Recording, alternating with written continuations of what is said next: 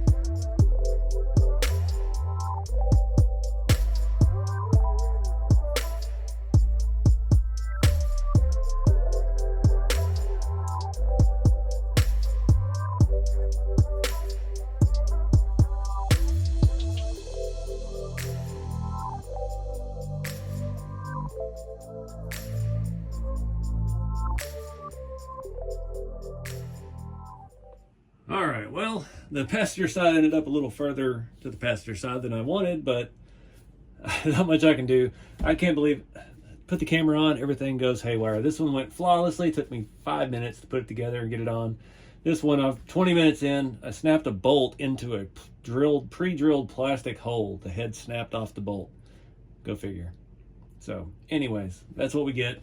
We got metal wipers. It's close enough. So I think now I'm going to play with some patina. I'm going to get my black wash, or my black pigment, Vallejo pigment, and pigment binder. We definitely need to add some detail to the grill. That stuff acts as another dulling agent. This whole entire truck has already been sprayed with satin clear, matte clear, that VHT high temp enamel.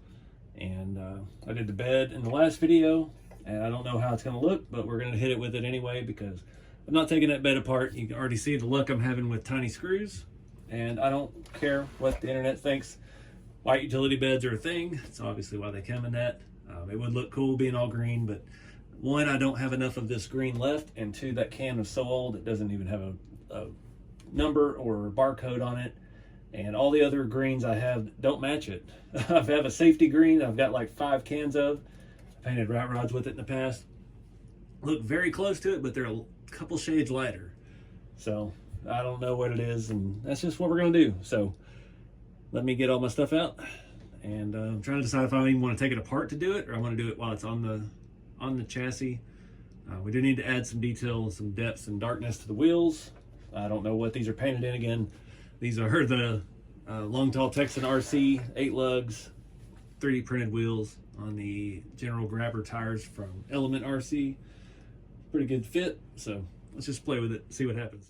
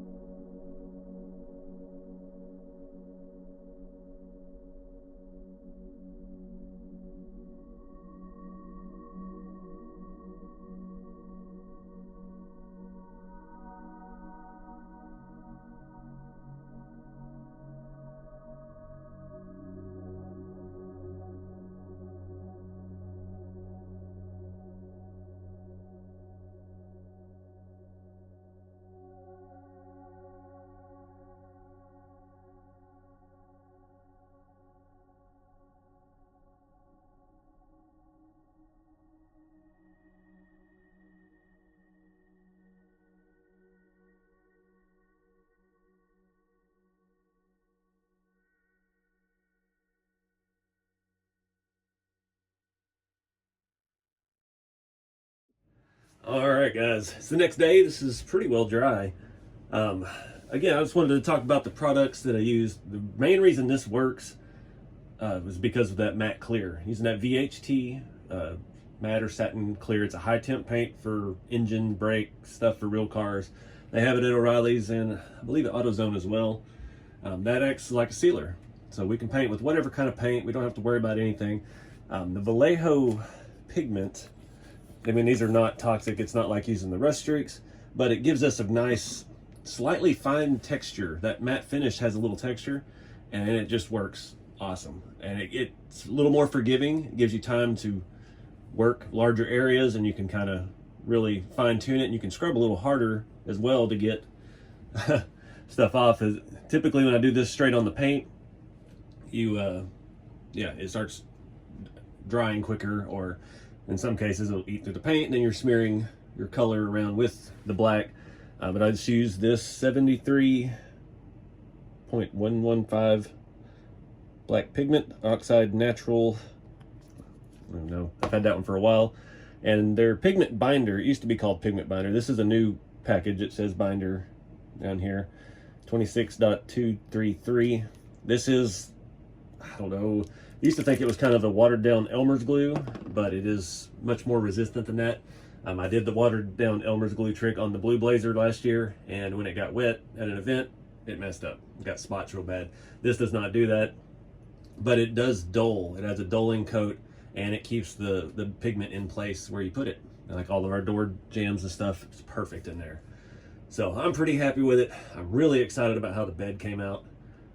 It doesn't look the same on camera as it does in person.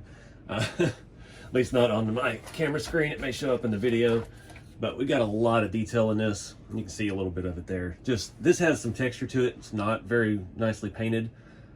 So all that texture and stuff, it's just like a real one. They're just made out of flat sheet metal, powder coated, got a little texture to it. So it worked out actually really well. I did not do inside. We got some around the edges of the doors and stuff. I'm happy with that, but I'm not going to do that. I'm still thinking about putting stuff in there and all of that. You can see it's starting to sag a little bit in the back now that it's been sitting on here. The tires are also very flat, but still got work to do on this truck. I'm super happy with how that looks. Not digging how the wheels, they didn't take the black wash that well. They're a little bit too stark white compared to the bed now, so still on the fence about wheel and tire combo. Not sure. Silver's not really the right look, so I don't know. We got a lot of stuff to try, but just wanted to do this as a precursor to the Boom Racing truck. I'm going to do a similar process with this, and rolled the dice that it would work, and it did. So winning. These gas doors are a little bit loose, crooked. Oh well. I appreciate you guys watching. Don't be afraid to try stuff. If you really want it, we could have tested this on just a random spare piece, but why not go ahead and do a whole truck? And it really needed it. All of this was just way too clean. The silver, if you remember, we painted all the grill, bumper, mirrors, that I don't remember, the silver paint we've been using in all the videos. And yeah, it looked way too clean, and it took to the black wash really well. Yeah. So that wraps it up for this video, guys. I appreciate y'all watching. Get out there and have some fun with the hobby. Don't be afraid to try your hand at patina or painting in any kind of way. It's only plastic or metal. You know, we can fix it. So don't be afraid to try it. Keep it scale, and I'll see you in the next one.